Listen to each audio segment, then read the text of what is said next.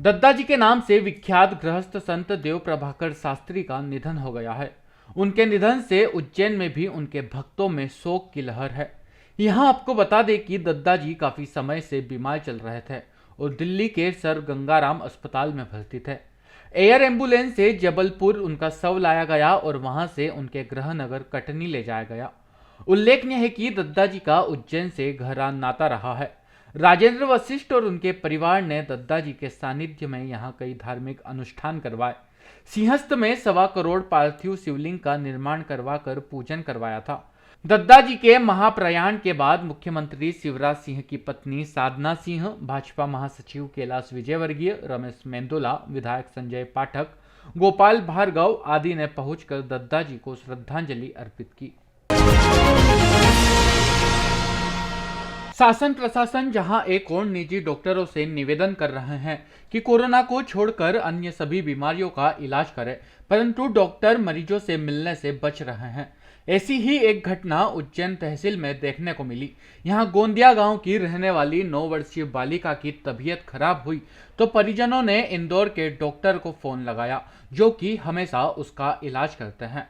Doctor से मिलने का समय मांगा तो डॉक्टर ने मिलने से मना कर दिया और कहा कि आप मुझे फोन पर ही पीड़ा बता दीजिए और मैं पर्चा लिखकर व्हाट्सएप कर दूंगा और आप नज़दीकी मेडिकल से दवाइयां खरीद लेना। हालांकि डॉक्टर ने यहां पहले फीस मंगवाई और फिर उसके 1 घंटे बाद दवाई का पर्चा भेजा। परिजनों ने गांव के ही जनप्रतिनिधि के माध्यम से 800 रुपये फीस डॉक्टर के अकाउंट में जमा करवाई, जिसके बाद ही इलाज का पर्चा मिल पाया। हालांकि पर्चा बताकर मेडिकल से दवाइयां ले ली गई है और इलाज शुरू हो पाया। आज हमारे गांव गोंदिया में अंजलि मालवी नाम की एक बालिका है 9 साल की, जो मनोरोगी है। तो उसका इंदौर के डॉक्टर अशोक डागरिया का इलाज चल रहा था। तो उसके पहले 4-5 दिन पहले उसके पिताजी ने फ़ोन लगाया डॉक्टर को कि बालिका रोज़ रात को सो नहीं पाती है, चिल्ला चोट करती है, तो आप ट्रीटमेंट बता दीजिए। उन्होंने बोला कि पुराना वाला जो ट्रीटमेंट है वो चलने दो, उससे ठीक हो जाएगी। तो उसको आराम नहीं हुआ। तो आज सुबह जब उसके पिताजी ने उसको फ़ोन लगाया तो उन्होंने बोला कि 800 रुपये आप मेरे पहले खाते में डालो, जब जाके अपन बात करेंगे और फिर दवाई लिखूँगा। तो उनके पास पैसा भी नहीं था, गरीब आदमी है। तो मेरे पास आया कि भैया ऐसी बात है, मेरी बालिका को इलाज चलता है वहाँ का, इंदौर का। तो मैंने बोला ठीक है, क्या करना। तो बोले उसके खाते में 800 रुपये डालना है। ठीक है, डाल देता हूँ मैंने उसके खाते में 800 रुपये डाल दिए डॉक्टर के। और डॉक्टर को फ़ोन लगाया कि भाई साहब आपके खाते मैंने 800 रुपये डाल दिए, आप उस बालिका का ट्रीटमेंट लिख दीजिए, मैं यहाँ उज्जैन पहुँच गया हूँ मेडिकल पर। तो बोले अभी आपको ट्रीटमेंट नहीं लिख पाऊँगा, मैं 1 घंटे बाद लिखूँगा।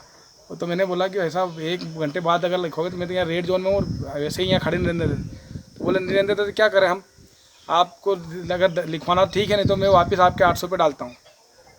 इसके बाद फिर मैंने ठीक है, मैं 1 घंटे बाद डालो, क्या है अब मजबूरी है। तो फिर मैंने बोला कि उनको कि आप ये सब बोल रहे हो तो ये कोरोना के इसमें लोग एक तो मसीहा बन के, डॉक्टर जो है मसीहा बन के काम कर रहे हो और आप ऐसी बात करते हो। तो उनने और उल्टे सीधी बात बोली, जिसके बाद 1 घंटे बाद उनने फिर पर्चा दवाई के डाला लिख के। लॉकडाउन 3 खत्म होने के ठीक 1 दिन पहले उज्जैन में हुए जबरदस्त कोरोना विस्फोट से भले ही शहर में हड़कंप मच गया हो, पर सीएमएचओ डॉक्टर महावीर खंडेलवाल का कहना है कि घबराने की जरूरत नहीं है। उनके मुताबिक ज्यादा मात्रा में टेस्ट हुए हैं, लिहाजा संक्रमित मरीजों की संख्या बढ़ रही है, पर उज्जैन में कोरोना कंट्रोल में है। यहाँ आपको बता दें कि शनिवार को एक साथ 33 कोरोना संक्रमित मरीज मिलने से उज्जैन में कोरोना संक्रमित मरीजों की संख्या 329 हो गई है। उज्जैन शहर में 33 नए केस निकले, पर इन 33 केस में से 27 2 परिवार से ही निकले। और ये हमारी सघन सर्वे टीम की मेहनत और आरआरटी टीम की मेहनत का प्रयास है कि इतने ज़्यादा पॉजिटिव निकले। इसमें कोई घबराने की ज़रूरत नहीं। इसमें से अधिकांश पेशेंट असिम्प्टोमेटिक है। इस तरह से अगर छुपे हुए पेशेंट निकले तो हम शीघ्र ही इस पर विजय पा लेंगे। अभी हमारे आरआरटी टीम और सर्वे टीम का सघन प्रयास की वजह से कुछ दिनों तक हो सकता है कि नंबर बढ़े, लेकिन नंबर जो बढ़ रहे हैं उस नंबर से नहीं घबराना है। ठीक भी हो रहे हैं और सब व्यवस्थित, उनको सुविधा भी मिल रही है। और एक बार ये सब छुपे हुए केस निकल जाएंगे तो हम कोरोना का उन्मूलन करने में सफल रहेंगे। उज्जैन में हुए कोरोना विस्फोट के बाद उज्जैन में कंटेनमेंट एरिया की संख्या भी बढ़ गई है।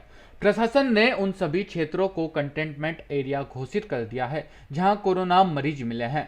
नए कंटेनमेंट एरिया घोषित किए इलाकों में बेगमपुरा, नलियाबाखल, मेवाड़ गली, नामदारपुरा, कुम्हार गली शामिल है। इसके अलावा मालीपुरा, तोपखाना, नयापुरा आदि पहले से ही कंटेनमेंट एरिया घोषित हैं। कोरोना संक्रमण की रोकथाम के लिए नगर निगम द्वारा सब्जी की होम डिलीवरी शुरू की गई है, जिसके तहत निर्धारित मूल्यों पर घर घर सब्जी विक्रय करने का काम शुरू किया गया है। नगर निगम द्वारा जिन सब्जी विक्रेताओं को सब्जी बेचने के पास दिए गए हैं, वह विक्रेता सब्जी पैक करते समय किसी भी सुरक्षा उपायों का पालन नहीं कर रहे हैं। न तो उनके हाथों में ग्लव्स है और न ही मास्क और न ही हेयर कैप। ऐसे में यह सब्जियां जब घर घर पहुंचेगी तो संभव है कि कोरोना भी घर घर पहुंचे। यूं तो नगर निगम ने पॉलीथीन के उपयोग पर प्रतिबंध लगा रखा है, पर कोरोना संक्रमण के इस दौर में नगर निगम ने ही पॉलीथीन का उपयोग अनिवार्य कर दिया है। नगर निगम की सब्जी की होम डिलीवरी व्यवस्था में पॉलीथीन की यह अनिवार्यता साफ दिखाई दे रही है।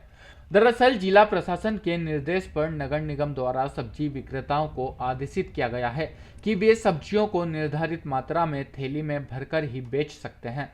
ऐसे में कपड़े की इतनी थैलियों की उपलब्धता संभव नहीं है, लिहाजा सब्जी विक्रेता सब्जियों को पॉलीथीन में भरकर बेच रहे हैं।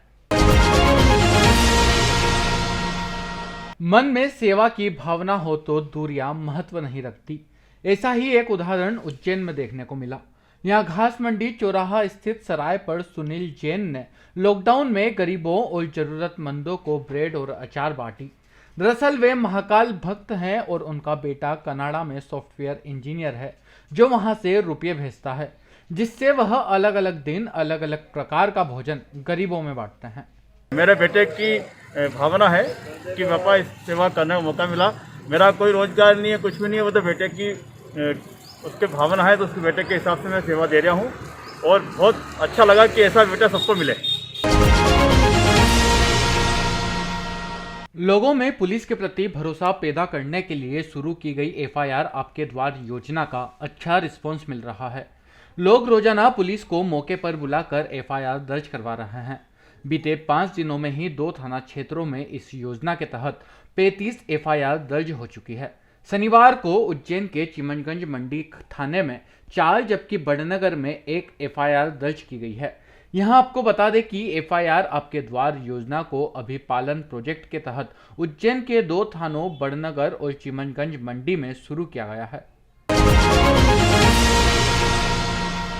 भले ही उज्जैन में लॉकडाउन का सख्ती से पालन करवाया जा रहा हो और लोगों के खिलाफ लॉकडाउन उल्लंघन का मामला दर्ज किया जा रहा हो, लेकिन फिर भी उज्जैन में लोग लॉकडाउन का उल्लंघन करने से बाज नहीं आ रहे हैं।